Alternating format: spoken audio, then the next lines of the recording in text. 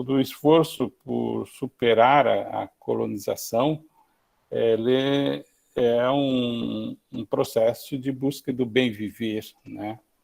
E o que o Paulo Freire tem a ver com o bem viver? Isso é uma hipótese que eu levantei num artigo que talvez vocês possam baixar, né? Que se chama Paulo Freire e o Bem Viver, ou a Cosmovisão dos Povos Originários.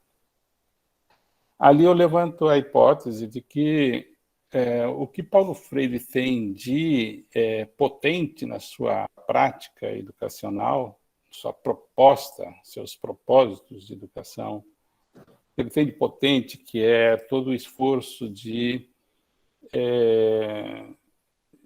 diálogo, né? De estabelecer, de alimentar a relação entre as pessoas mediatizadas pelo mundo, pelos desafios que nós enfrentamos no mundo. Essa concepção, esse propósito tem muito a ver com as perspectivas que os povos originários, principalmente os povos de raízes ancestrais, dos quais somos, em grande parte, herdeiros, né? Eles são, nos traduzem certos princípios de vida que, de certa forma, contrariam e superam e promovem uma transformação radical de sentido de todos os processos coloniais, dos quais agora estamos sentindo com grande indignação muitos efeitos políticos e sociais, né? E tem alguns teóricos, principalmente de origem quechua e aimara, né, dos povos originários do Andes, que tematizaram o bem viver, né? O bem viver é um modo de ser, de viver, de pensar, de aprender, de saber, e de poder, de estabelecer relação entre as pessoas e com o mundo, que segue, segundo Catherine Walsh e vários outros colegas, podem ser resumidos em 4 princípios, né? Eu vou passar muito rapidamente só para perceber como que eles são potências que decolonizam, que superam os padrões que geram e sustentam a colonialidade. O primeiro princípio é da relacionalidade, é entender que cada um de nós né, na busca que a Isabelle disse, né, de se reconhecer, se conectar com que há de essencial, né, de existencial, de potente em si, de vida, né? Ele se conecta não como um indivíduo abstrato, uma identidade isolada, mas a gente se constitui sempre em relação, né, com todos os outros seres humanos, todos os seres vivos, todos os seres da natureza. Então, a relacionalidade é uma dimensão fundamental no ser de cada ser singular, cada pessoa, cada ser vivo, só se constitui na relação. Isso fica muito claro, por exemplo, Gregory Bateson mostra, né? Ele tenta explicar como é o processo da vida, né? A vida, cada ser vivo, ele estabelece uma relação de intensa troca com o ambiente, né? Eu não posso parar de respirar, preciso me alimentar, me locomover, preciso me comunicar com as outras pessoas, preciso... todas essas estruturas de conexão e de relação é que mantém essa fluidez de relação com os outros seres, e esta relação é que constitui o processo de autogeração, né, de autonomia e de vida, né? Então, a gente é um pouco como o Ubuntu, né, que é o princípio do bem viver ligado às culturas ancestrais africanas, né? O Ubuntu significa eu sou porque somos. A gente só é porque vive em comunidade, vive em relação. O segundo princípio, que é o da complementariedade, né? Ou seja, todos os seres, acho que aí vocês em química, por isso que eu fiquei muito curioso, né, vão perceber que as relações são sempre de relações de oposição, né? Há sempre uma tensão, polo positivo, negativo, o masculino e feminino, enfim, todas as relações são de diferenciação, né? Mas a lógica formal ocidental, ela prioriza essa diferenciação como contradição, isto é, como eu me afirmo, para me afirmar eu imagino o contrário, o que eu não sou, e ao negar o meu contrário é que eu me reconheço. Essa aí é a lógica formal, né? Esse é o princípio da dialética formal, né?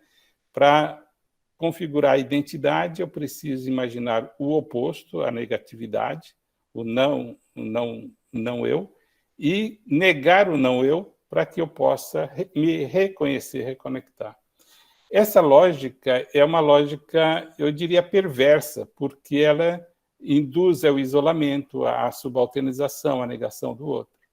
Enquanto os povos originários, eles mostram que os opostos não só não se negam mutuamente, mas eles se complementam. A gente necessita do outro e do oposto, do diferente, para conseguir estabelecer essa relação de fluidez de troca. Então, se a gente, aí que está um princípio de superar a colonização. Primeiro, buscar reconhecer essa dimensão de complementaridade nas oposições, nas contradições, né?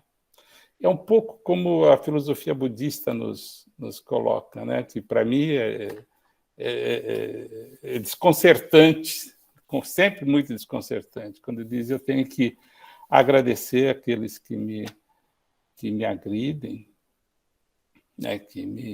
Porque me permite exercitar a paciência.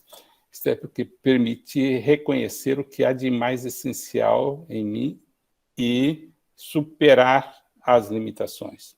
E aí já conecta um pouco com a ideia do sofrimento, né, que o próprio Tales fala, né, que o mundo é difícil, né? Aí, quando ele falou do difícil, eu me lembro, a cada 2 dias eu faço uma aula de yoga, participo. E a coisa que mais me instiga é que os exercícios que se fazem, a gente faz exercícios de alongamento, ou de repetição, de respiração, que são difíceis de sustentar, né? E às vezes a gente tem que sustentar no momento em que está sentindo a dor, porque na hora que a gente sustenta a dor, o organismo se readapta e supera o limiar da dor, né? Então, a dificuldade está aí como uma espécie de ampliação de vida, de potencial, de superação, né? A dificuldade não é para ser evitada, mas para ser sustentada, né? Então, nesse sentido, é aí que a dificuldade de entender o contrário, aquilo que nos agride, que nos irrita, que nos provoca uma reação êmica, né, de vômito, né, de expulsar, ela também é uma reação de vida, né, que nos provoca sofrimento, mas é de geração de vida. Entender como o contrário, como complemento necessário para que a gente possa se expressar e superar os próprios limites. O terceiro princípio é da reciprocidade, né? Todos os seres, como é que a gente se relaciona com o contrário e na tensão constrói o equilíbrio, né? Não pela mera sujeitação, expulsão, negação do outro, que me incomoda, mas pela reciprocidade, né? A cada ação corresponde uma reação. Nesse sentido, a uma ação agressiva, né, de imposição, de exclusão, de negação, corresponde a uma reação, né? Que ela pode reproduzir a mesma lógica e vai só incrementar o processo de destruição recíproca. Mas se a reação for numa outra lógica, ela promove o equilíbrio das forças, né? No sentido que a forma de combater a violência não é pela violência, é justamente pela ação poderosa em um outro nível, o nível moral, da ética, do amor, da gratidão, da dádiva, não é? Então, se a gente procura viver esse princípio da reciprocidade em termos de princípio, né, de lógica, de estrutura de conexão, e não em termos de imediato, de resistência, no sentido de que Flávia Schilling fala a resistência pode ser entendida como no princípio de ressustere. Sustere significa sustentar, apoiar, contrapor-se, né? A resistência que simplesmente se opõe àquilo que a gente rejeita, a gente acaba sustentando exatamente o que a gente está combatendo, né? Como uma estaca que se opõe à parede e sustenta a parede, né? Agora, se a gente entender a resistência como resistere, né? Sistere significa estar de pé, evoluir, crescer, assumir-se por si mesmo, autonomamente. E que aí a gente promove um processo de vida, né? De existência, de reexistência, de sustentação, de elaboração de si mesmo. Então, por isso que eu achei muito importante aquilo que a Isabela disse, eu gosto de me reconhecer. Na medida que a gente se reconhece, se conecta com o que há de essencial, dos valores essenciais, existenciais, né, que estão na conexão, na relacionalidade, na reciprocidade, no mais íntimo do nosso íntimo, no mais alto, elevado do que o próprio sublime, no mais sublime, no ápice do sublime, como dizia Agostinho, né? Se a gente se reconecta com o mais íntimo de si mesmo, a gente promove esse processo de sistere, de existere, de educare, né? De ducere, significa conduzir, conduzir-se a partir de si mesmo, do que é essencial, de verdadeiro, de potente que está dentro de cada um de nós, né? E o que há de potente no mais íntimo de nós são todos os valores e os princípios vitais que herdamos das gerações passadas, dos nossos ancestrais. Por isso que superar a colonização implica a gente se reconectar com as nossas raízes profundas, né? E, a partir daí, educere, conduzir de fora para dentro. E é aí que se transforma o processo de educação. Educação, portanto, não é comandar, estabelecer regras para os outros viverem, mas potencializar o que é de mais verdadeiro em si. Isso que faz o mestre, né? O mestre, uma coluna mestre, né, não é aquele que se impõe ao outro, mas é o que se sustenta e que torna possível sustentar uma relação de reciprocidade, sempre tensa, sempre de oposição, mas de complementação e reciprocidade com os outros. É isso que Paulo Freire dizia, o diálogo, né?